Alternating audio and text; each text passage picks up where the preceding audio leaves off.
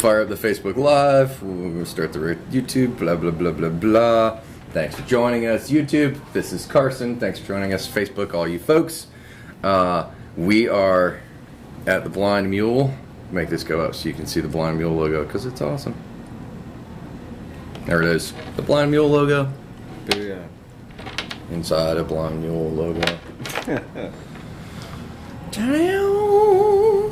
So, we are gathered here today to celebrate Prince. Not really.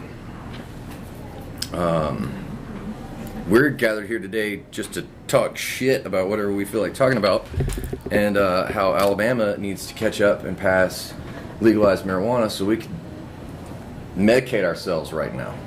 Yeah. What the hell's up with that? Anyway, I know you as a comedian, and for those listening and tuning in, since most of my people know musicians, Yeah. catch us up.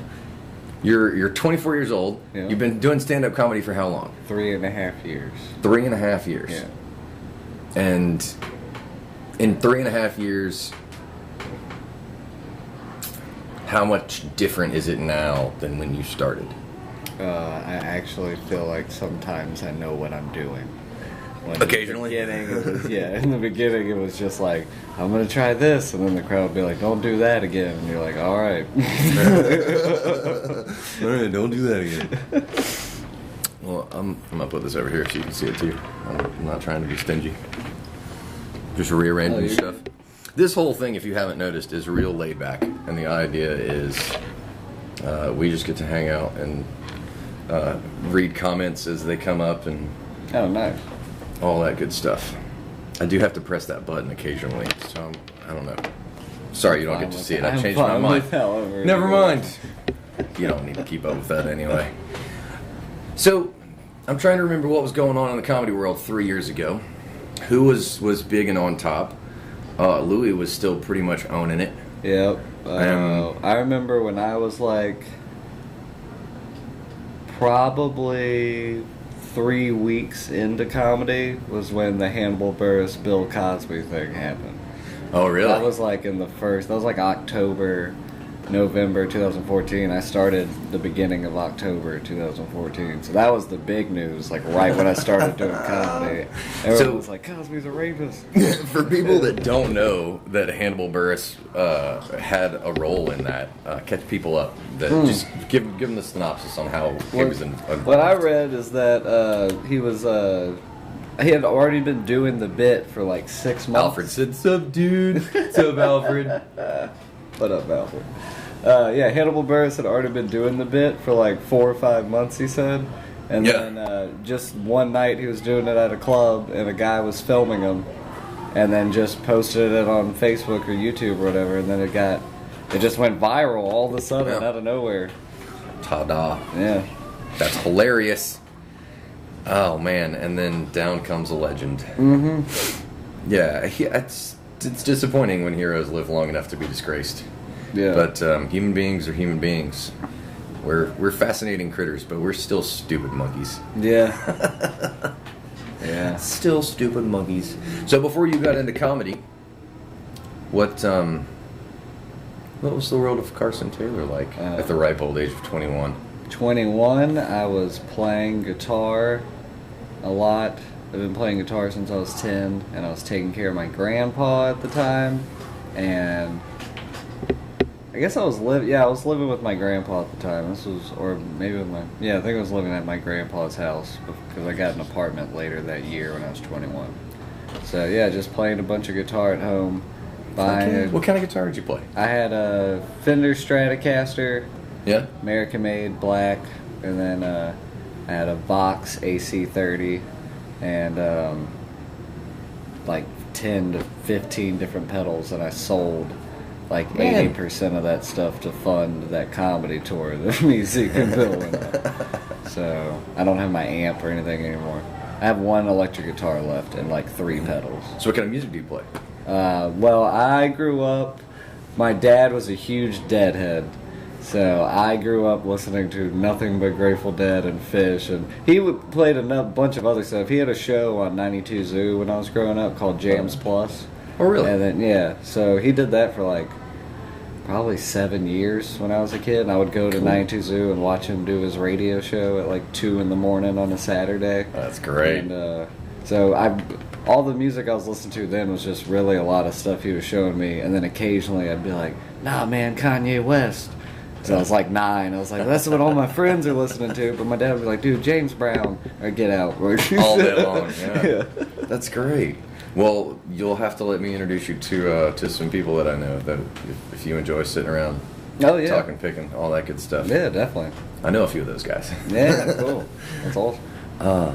That's very cool. I didn't know you had a musical background. And you mentioned the comedy tour that you and Zeke and who else went on? Bill Goodman. See, I am plotting and making plans to do something akin to this. So, yeah, you should. So tell us how you pulled it off. What do we need to do? Oh man, give us the game plan, the roadmap. We barely pulled it off. That counts, man. That counts all the way. We barely have a president. What are you talking about? I am terrible at planning. Like, Bill had his money saved up 3 months, because we booked everything like 3 to 5 months in advance. We had the whole tour booked, ready to go, so we were just waiting. Mm-hmm. And then at the last minute, of course, certain shows fell through because they had to cancel because of this and that. So instantly, like a week before the tour starting, the whole schedule has been rearranged, and we're leaving in a week just because shit happens. So then Bill had all of his money together. I think Zeke might have had his money together a couple weeks before, but like still 3 days before, I had zero money, didn't pack anything to be on the road for like 3 weeks, which you don't need much, but still, kind of been pre-prepared. No. So then I was just sitting there like, nah, it'll all work out somehow. And then like 48 hours before, I was like, I gotta sell my guitar amp. I have no money. So man, I sold that, and that money didn't even last me through the whole tour. Man. The money I got for the amp. We left Austin, Texas with like 4 shows left on the tour, and I had like $11 in my pocket. Oh, talk about starving artists. Yeah. I got my dad to send me $100 through Walmart. Hey man, everybody needs a patron. Yep. Everybody needs a patron.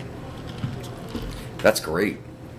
So you guys were on the road for almost exactly 21 days.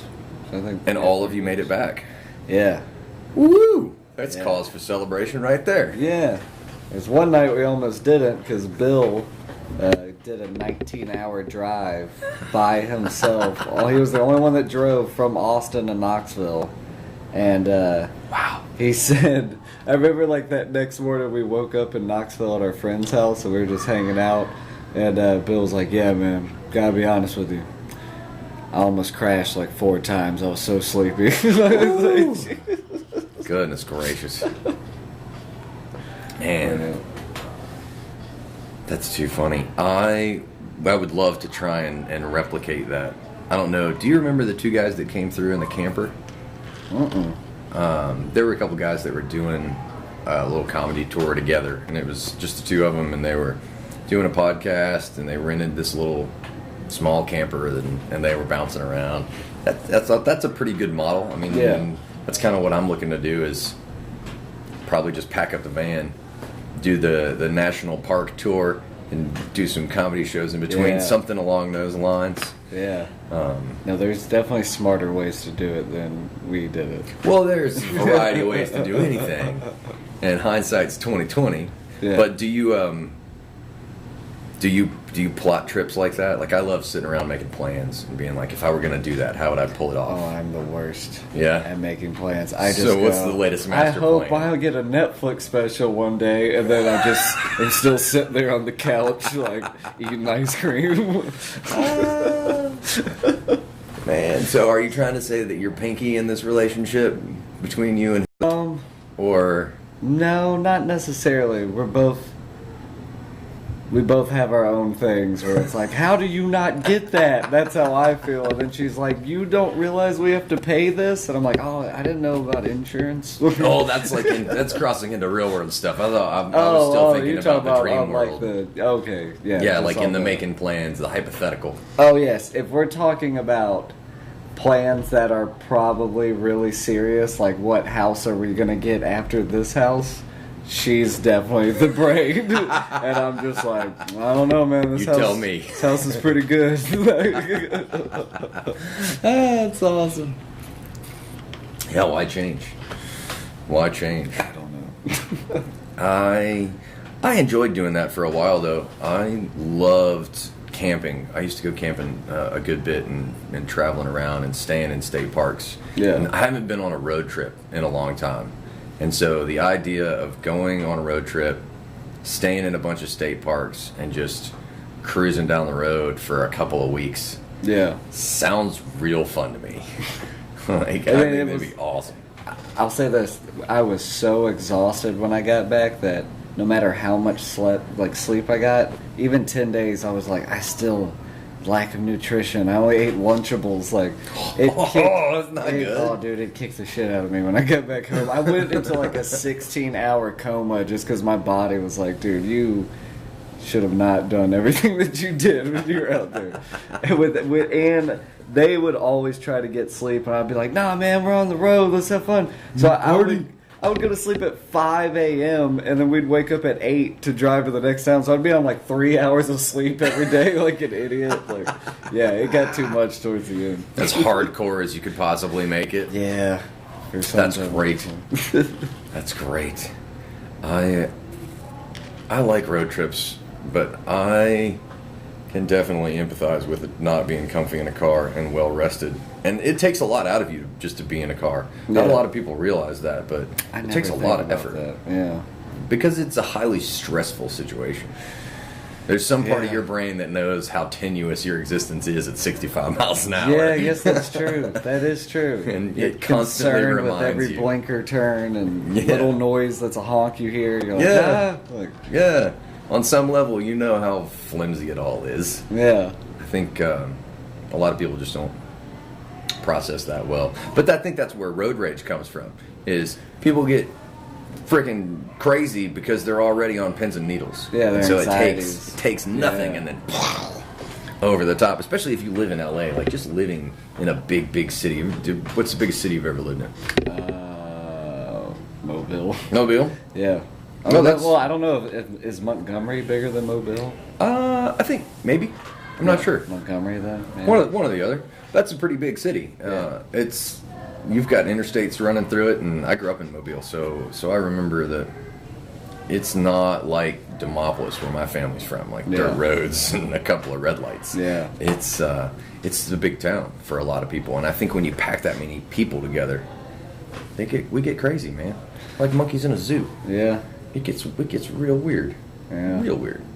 So did you grow up here in Mobile or in Montgomery? I grew up, I was born in Columbia, Tennessee. Mm-hmm. I guess I only lived there for a couple months as a baby, and then I believe we moved to Montgomery.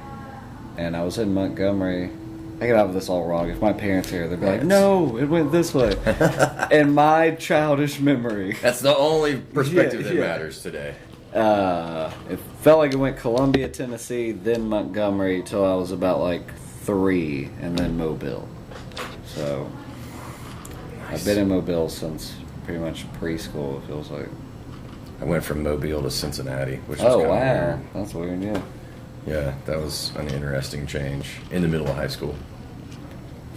But growing up here in Mobile was an interesting thing. I can remember it's no different than anywhere else. High school's high school. There's parking lots and bad decisions and women. Yeah. And then some variant of band, sports, or combination thereof. Yeah. Like, there are only so many things you can do. Were you being human at the time? Everybody gets it. Yeah. It's only so much you can do. Most of the crazy stuff that happens in high school, I realize, is in the parking lot during football games. I know, That's where the high school, their version of going to a club is like the Waffle House parking lot at midnight after the Murphy McGill game. Oh, man. Well, and it's the whole, while the sheep are distracted, that's when the fun stuff happens. Yeah. You got to get away from all the smoke and mirrors, pomp and circumstance. My grandfather used to call it the dog and pony show. It's like, yeah, I'm not a big fan of the dog and pony show. Yeah. It's just there's no meaning to it. Or there's nothing heartfelt about it. It's all fake and shoddy. Kind of like, what are we really doing here?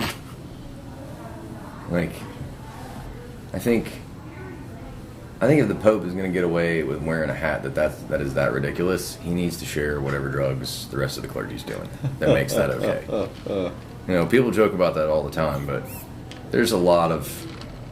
I don't know if you study a lot of history or not. Do you study a lot of history? What are you into before I go off on some tangent that you don't care about? Man, I go through a lot of phases where I'm into this. Yeah. Like when I was a kid that was like every 3 months I was like, I want to be Spider-Man. Now I saw A Beautiful Mind when I was like 8. I want to be a crazy math. John Nash, I wanted cryptographer. I wanted to be like that, and then like the next one I was like, no, I want to be Michael Jordan. It's like just always something different.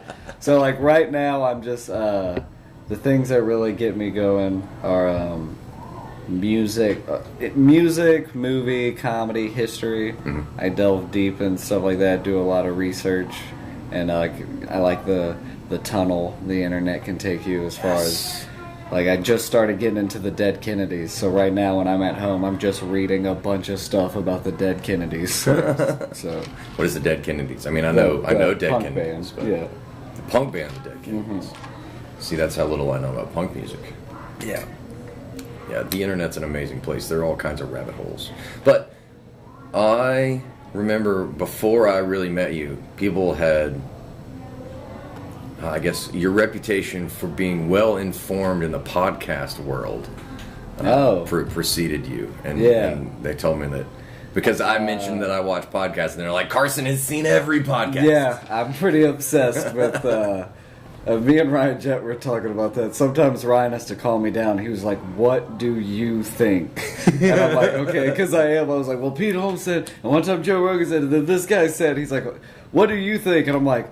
Oh, you're right. I listened to so many. I forgot what I think for a second there. Like, so yeah, I watch tons of podcasts. I'll stay up till 5 a.m. just listening to a bunch of weird podcasts and episodes, and then, mainly because I like getting advice through it.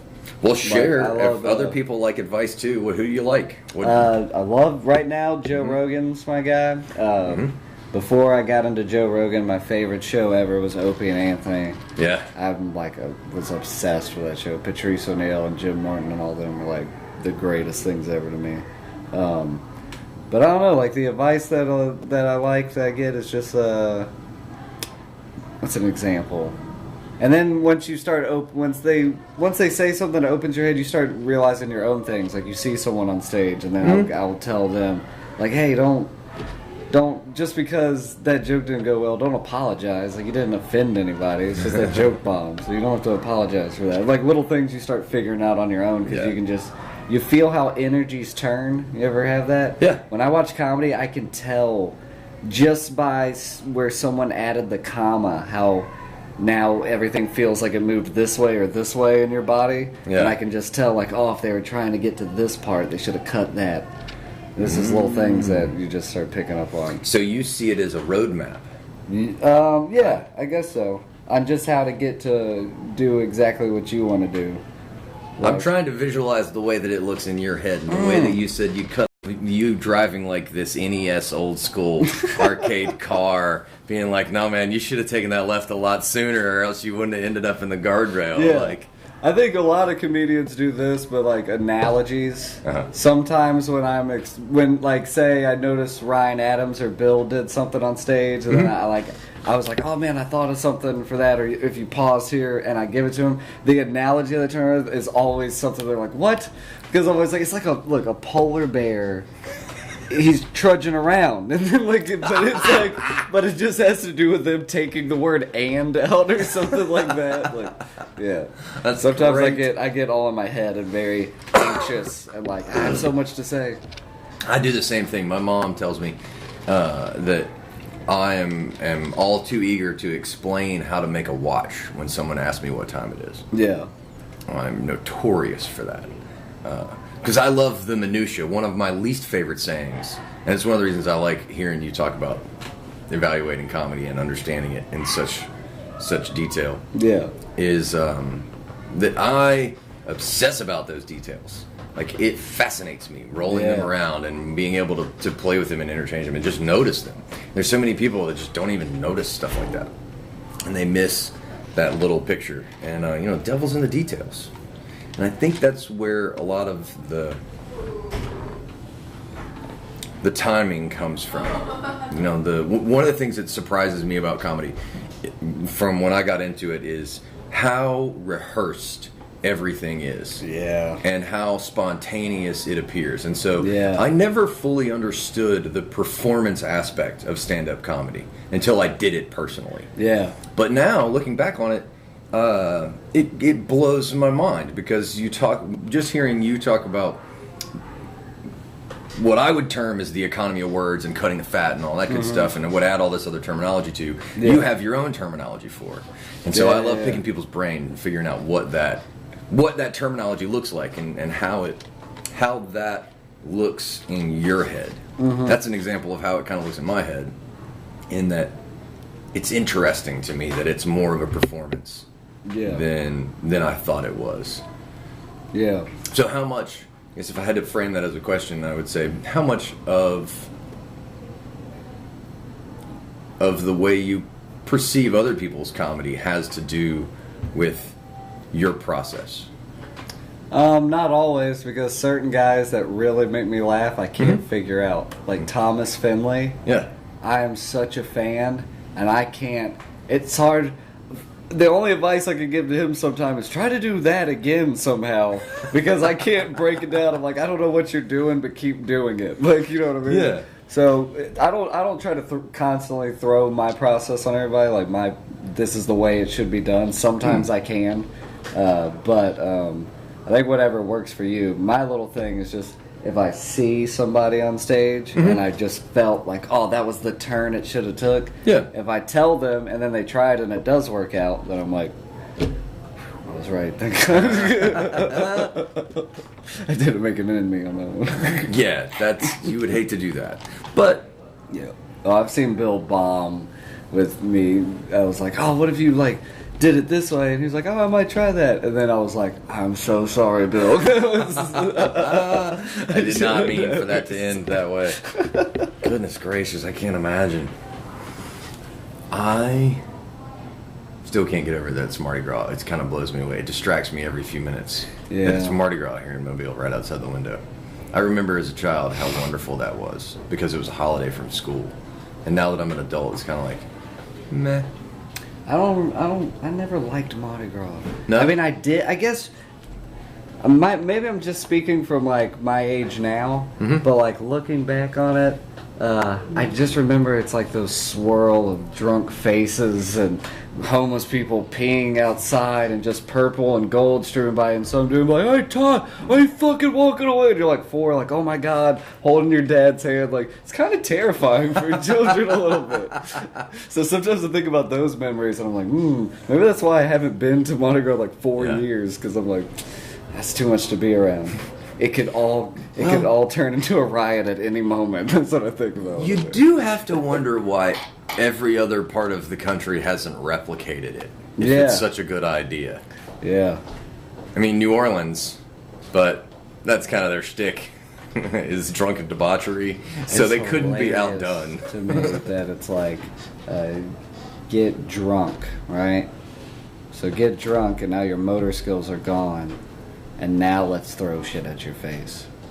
Yeah, I think that's exactly the point. Because the really bad pitchers weren't able to hit anybody, and so they needed an advantage. And they're like, here's what we're going to do.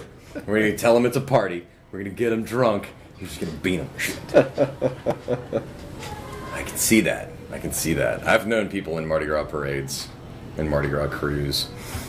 Secret societies fascinate me, though. Do you ponder philosophy very much? Well, I'm not the most book smart person in the world. Neither am I. Somebody asked me yesterday if I would be interested.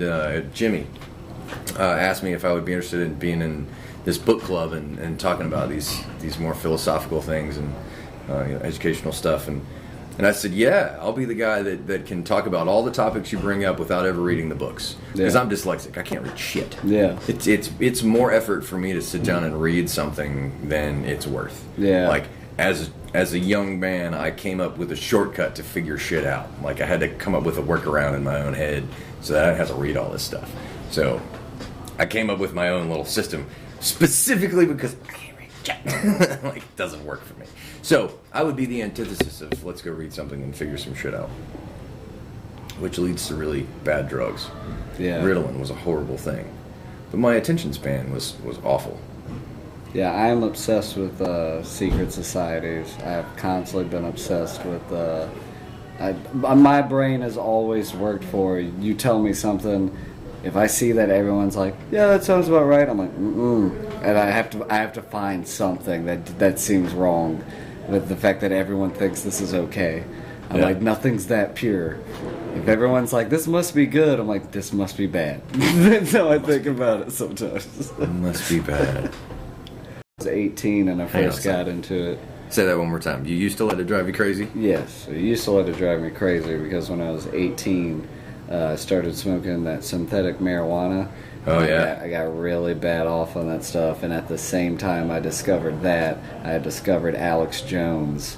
Ooh, InfoWars. Yeah, both of those things happening in an 18-year-old's brain who's only sitting next to his grandpa for 12 hours a day. I had too much time on my hand, and I drove myself crazy there for like 6 months on how everything's connected and it's all trying to give you cancer. Like, that was like my mindset then. That's great. Yeah. That's great. I mean, it's horrible, but it's hilarious. Yeah. It's funny to look back on, but I remember it being like, everything had a greenish gray hue to it. Like, that just felt like my world then. I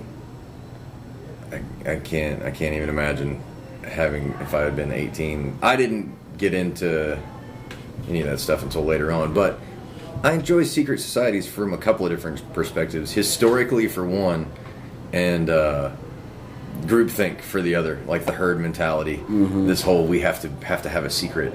Like, I could see it if you're protecting some valuable knowledge of humanity that you're trying to pass on and save. Yeah. Sure, that's cool. Do we still need that? I don't know. But, the whole club thing, I'm not a big fan of the club thing. I don't know if that's my anti-authority streak or not, but I like burning that clubhouse down on a regular basis. Like, whatever it is, just let's fucking torch that shit. Yeah. I don't know. My grandpa was an archivist. He founded the Mobile Archives. Holy shit. And I was around him for like that whole amount of time, especially those last 5 years. And then I kind of got that bug of like, I like going and seeing old things and like knowing that this thing from 500 years ago still was right here. I just look at it as this thing and I see the history of it, but I still go, how crazy was it that hundreds of thousands of people murdered each other because of this thing we're looking at? I'm obsessed with it. I want to be able to see it and still understand why, like, how are people so insane? Like, I'm looking at the same thing. Like, yeah. You know what I mean? Yeah. Like, yeah. It really is fascinating to think of the different contexts that people came from. Like, just what we know of modern history. And, you know, the difference between 1,000 years ago and 3,000 years ago. Like, those people were building pyramids. Yeah. Like, obelisks. Yeah.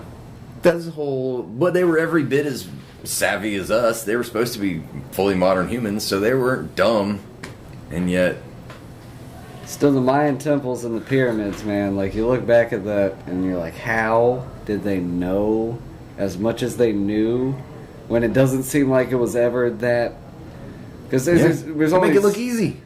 And how did they move all that shit? I think it was blows sound. My mind. I think it was sound. I delve into this all the time, and I think they had figured out how to manipulate vibration and, you know, low-level frequencies to where they could manipulate this stuff really easily. There had to be some way that it was easy for them, because you just don't go do the hardest thing you can find to do because it's fun in an age when you're dying because a short-faced bear decided he wants to come eat your lunch. Yeah. Like, there's a Grateful Dead documentary. They played in Egypt, 1978, and it was in front of the pyramids with like a bunch of locals on drums, and it was during an eclipse. Holy shit! It's huge. So there's a DVD of it. You can find it on YouTube, I'm sure.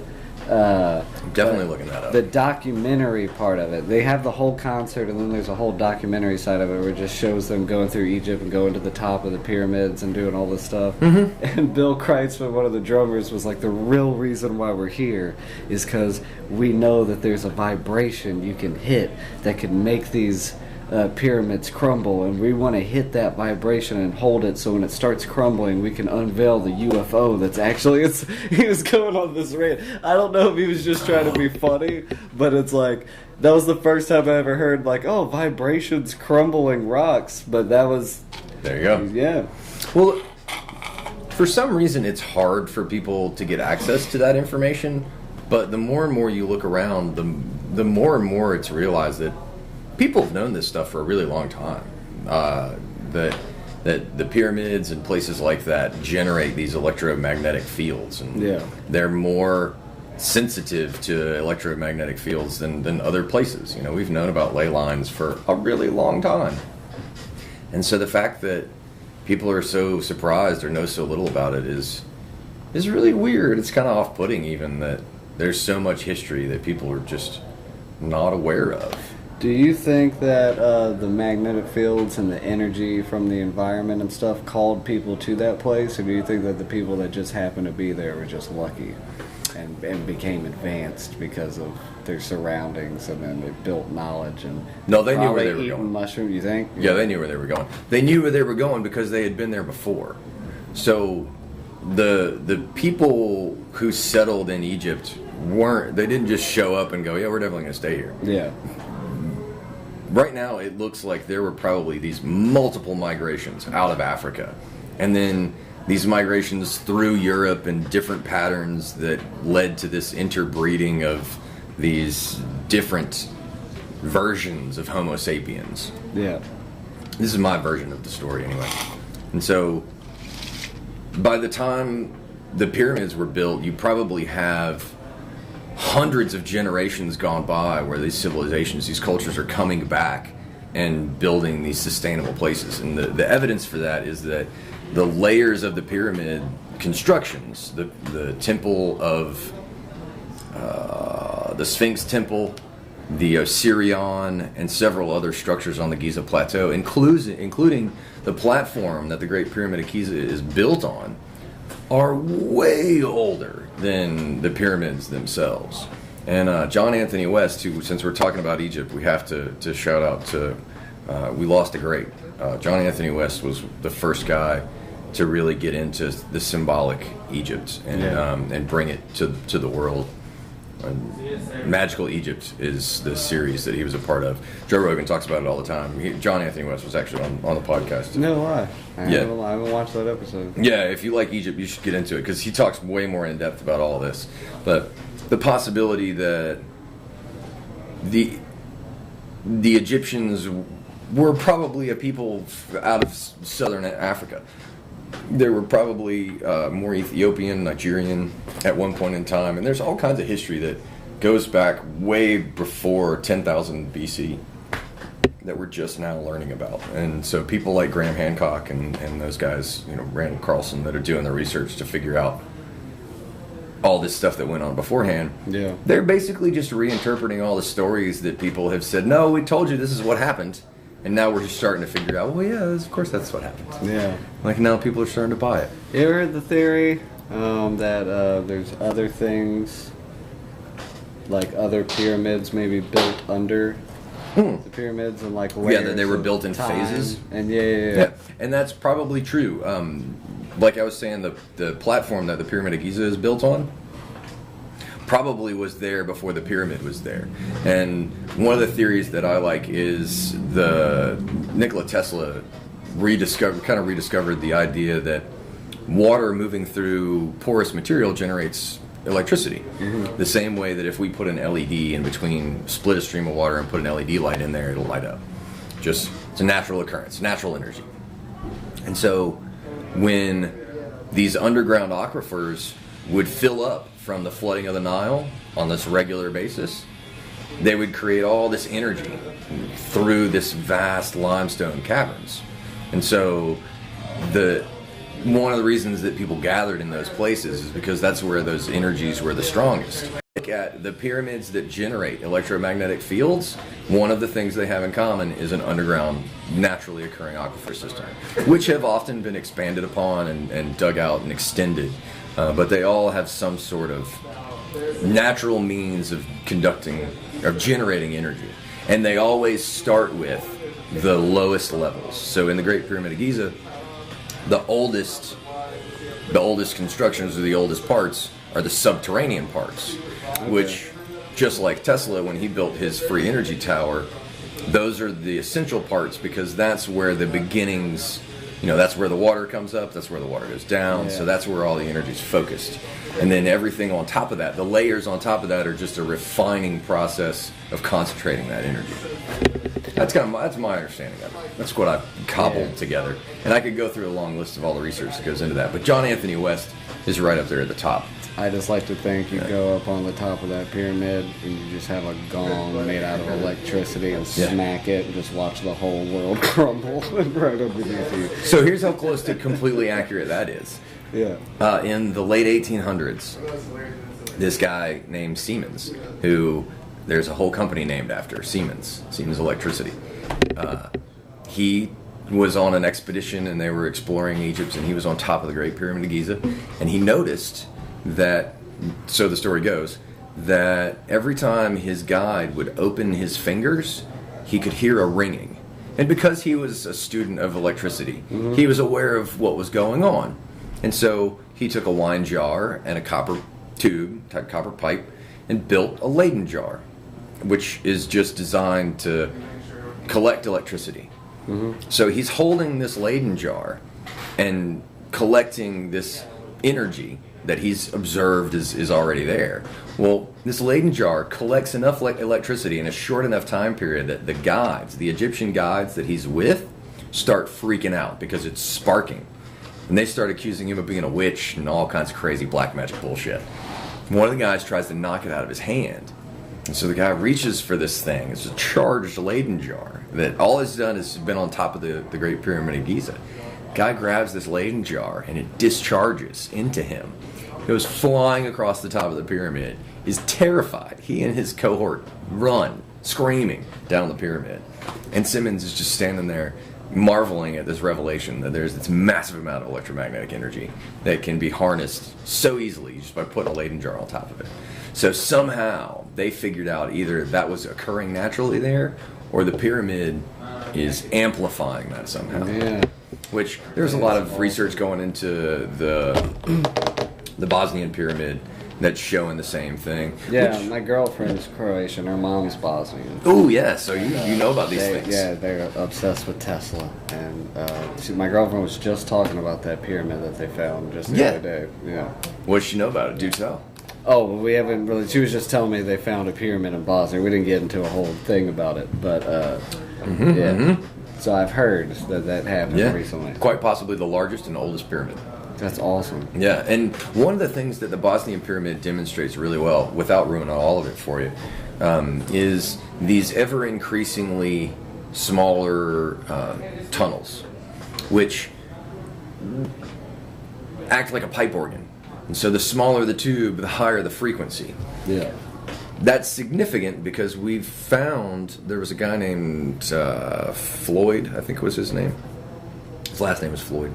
And he discovered that if you take a high enough frequency, 300,000 kilohertz, way higher than we can perceive, and point it at different viruses and cancer cells, they would lose their structural integrity. They'd disintegrate, basically.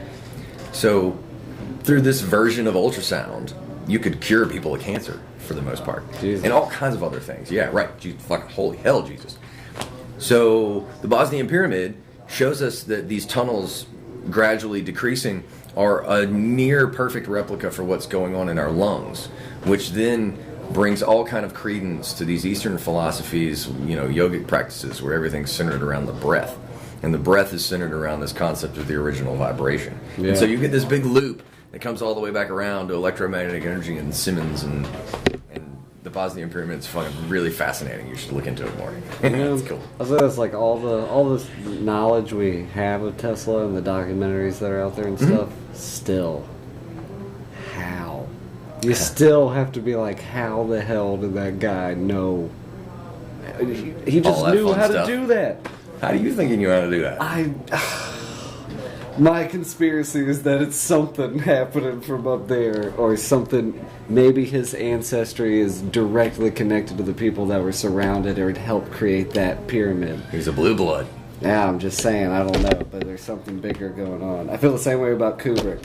I'm like, there's no way, man. Those movies are too good. Oh, man. There's no way that even the best directors ever go, yeah, there's us and then there's him. Why is he so ahead of the game? Well, it's because he filmed the moon landing. Yeah, I guess. You do get a lot of help when you do that. I fucking love Kubrick, man. That's great. Kubrick is... Oh, man, that's a whole other thing. What did you think of Eyes Wide Shut? Eyes Wide Shut, oh, God, made me sweaty. I believed all of it. The line that blew my mind more than any line in the movie that really scared me was when, spoiler alert, Tom Cruise realizes... It was the 90s. Go fuck yourself if you hadn't seen it. That upsets you. Fuck off. Tom Cruise realizes who's the guy that's his friend that directed Tootsie? Sidney Pollack. Yeah, okay. Tom Cruise realizes that Sidney Pollack tells him, I saw you at that party, the one where Tom Cruise and all of them wearing the mask. Right. And then he's like, why were you there? And all this stuff. And he was like, you shouldn't never go back there. You shouldn't have been there. You shouldn't have seen that. And then he was like, what was that? Tom Cruise kept asking him. And then Sidney Pollack said, if I would have told you the names of those people behind those masks, you wouldn't have slept well at night. It's like, dude, it's Oprah. There's popular people behind those masks. That's one of the things I love about Kubrick is because that metaphor applies to like the Oak Grove, or what do they call it? The Grove Society out there in California. Have you seen that footage? Oh yeah, those are some crazy bastards. There's a movie, and it's one of my favorite movies of all time from the 50s, where they reenact exactly that footage. With the big owl edifice and... It's just the guy on the raft, and he's saying all the... You heard of the movie Picnic? No. It's William Holden and Kim Novak. It's just a love movie from 1955, but it's one of my favorite movies of all time. I was obsessed with it. My grandpa broke his hip in 2012. And he wanted to watch Turner Classic Movies, so I put it on. And this movie came on, and I was just like, what is that? Ordered it on eBay. There's a scene where it is exactly that Oak Grove footage. I mean, it is the same thing that they just secretly put in this movie Picnic, where in this small town, they have a Halloween festival where they pick the queen, but they call it Niwala. Halloween backwards. So that's the name of their event. And when they do the announcing who's the princess of the town, it's not a scary movie at all. It's just a love story. This scene should be freakier than it is, because they come out on the raft and it's all these people with the bone faces and all this stuff and lights on a raft, and they're all like, Nihawala, Nihaw. And I was like, dude, that is what it's all about right there. They're just showing you it. They were reenacting Finding Nemo before it ever came around. That's gonna drive me nuts that I can't remember the name of the grove, the Shady Grove. But didn't Alex Jones do a thing where he broke in there? Isn't that how one of the ways he kind of got a name for himself? They went and did some reporting. Late 90s, I think, early 2000s. I want to say Jimmy Buffett's involved in that whole thing. Probably. But I think that's the celebrity version of the Bilderbergers. Yeah. I think the Bilderbergers are probably a little more involved in setting some rules. They're inside of the Bosnian Pyramid. Right? Their meetings. Right? Yeah. Yeah. Those are the people that have the secret base on the South Pole. Yeah. Are you familiar with that one? No. Oh, man. So I know Bilderberg. I didn't know about the South Pole. Yeah, okay. So the South Pole... At one point, it was the hollow Earth theory, and you could go to the North Pole and you go into the center of the Earth. Journey to the center of the Earth was novel, blah, blah, blah. The Nazis, jump to, the Nazis in Grand Retreat were supposed to have this base in Antarctica, in the South Pole. And so after World War II, they enlisted one of these generals to take a battalion, like a fleet, boats and weapons and tanks and planes and all kinds of shit, to the South Pole, find out what the fuck's going on. It's called Project High Jump.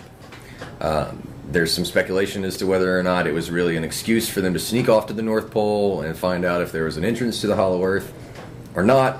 But either way, within a matter of weeks, they came back defeated. Not like run off, hey, that's not a good idea, like defeated. And said some things like you should be really terrified of what could come out of the poles and all this good stuff.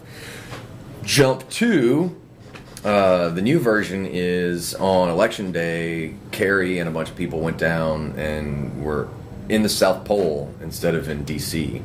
on Election Day. This was this past year. And also, Buzz Aldrin was down there with a bunch of people, and it's him and a few other people wearing these shirts like Get Your Butt to Mars, which is a Total Recall reference. Mm-hmm. And also, he comes back with this severe decompression sickness, or something that you can only get from a few different decompression circumstances. And one of the theories that goes along with that is that they were testing this to the moon faster than sound technology, and he got sick because of altitude sickness or acceleration sickness or some shit. But it's fascinating that there are a bunch of people just going down to the South Pole and hanging out for really high-profile people for what seems like vacation. It's kind of fascinating. But it's also the potential home for the reptilians. Yeah. That's some crazy shit. Have you heard about how the Pizzagate was really the reptiles? No. Oh man, this is just like conspiracy theories all over. They get deep. They get deep and crazy. Yeah, the reptiles were responsible for the pedophilia in Washington, D.C., and it gets ridiculous after that. But there are all kinds of crazy stories. What do you think of the aliens? Man, I believe it. Yeah? I don't know the whole history behind it, but I do feel like somehow the intelligence that we got through millions of years ago to create fire or discover it and all these things had to have come from some interaction with another life form. So like Battlestar Galactica? Yeah, I guess. I haven't seen that. But yeah, I haven't seen it. I know everyone says. I know. How could you not? I know. Yeah. It's on my list. So,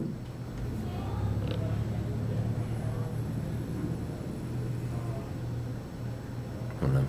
We could keep talking about philosophy, but I really want to pick your brain about comedy more. Oh, okay, that's fine. Unless you want to do you feel like, which would you prefer me to grill you about? Doesn't matter. We can talk about comedy. Well, I want to get back to how do we take a group of people on the road. I want to go on tour. I want to make some money. Yeah. I can't help you with making money because we didn't make shit. If you find the way, that's all you, man. I'll get that advice from you then. Well, I want to come up with a way to put out an album or a DVD or something. Oh man, I don't know. I don't try to rush into CD and DVD stuff, even though I know I could sell it and it could help out. I've been constantly wanting to make sure that it's down. Like I've been doing it 3.5 years, and I really only have like a somewhat polished 30 to 45 minutes. So I don't even have an hour yet. And then so like I don't want to rush. I don't want to go ahead and release a thing that's only 20 minutes when I'm still going to need that 20 minutes to build an hour I'm going to be doing maybe in 5 years. You get what I'm saying? So I don't want to rush it. I see. I have never thought about it that way. Yeah. But I wonder about putting content out and what's the best way to go about that. Because on one hand, I'd love to document the whole process. Yeah. But on the other hand, how many times are people willing to listen to the same joke? Yeah, I don't know. What are your thoughts on that? How has it gone when or if you have ever tossed material out there before? For like the Facebook weds and stuff, like just. Oh, I don't know. If I post a joke on Facebook, I mean, I'll get like 7 likes, and then I'm like, oh, maybe. But I don't usually do that often. I'm very bad at riding the new wave of technology to promote yourself because I disagree with a lot of the things in it, and I just want to live and die by the stage. But that means I'm gonna die by the stage. You know what I'm saying? So I'm trying to figure out that balance for myself on how I could get on board with everything and promote myself more through social media without being so much like, nah, I don't. You know what I mean? It's just my own head holding me back most of the time. Well, I wonder if the future of survival in the arts, it has anything to do with getting paid for art itself. Yeah. Or if it's all about getting paid for merchandise. What are your thoughts on the art being free and the experience being what's paid for? I don't know. I'm more a fan of if I work hard on the art thing and I keep it reasonable and say this is saying you make it. Or you're calling ticket prices and actually booking everything. Most of the places you go to when you do your first couple of tours, they're just saying like, yeah, it's going to be a $5 show. You're going to be like, well, can we make it 10? You know what I mean? It's like, you're not going to get that many people because no one knows you to pay 10, you know? Right. But,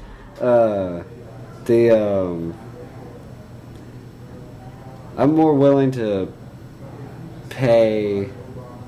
I'll pay to see Black Sabbath. Because I was use Black Sabbath there. I'll pay to see Black Sabbath, but I don't want to see one of their songs in a BMW commercial. You know what I mean? I don't like things getting paid for in that way. I'm like, if it's just the art, I'll pay for it. When it turns into some of the merch stuff, some people might like merch stuff. I'm kind of not. I don't need everyone's T-shirt or autograph anymore. I'm like, I got that experience, you know. Yeah. So, but that's my view. I don't know. I always think, no matter what I think, I'm probably wrong. So, I don't know about all that. But, like I said, I know a lot of musicians, and so I wonder what it would take. I wonder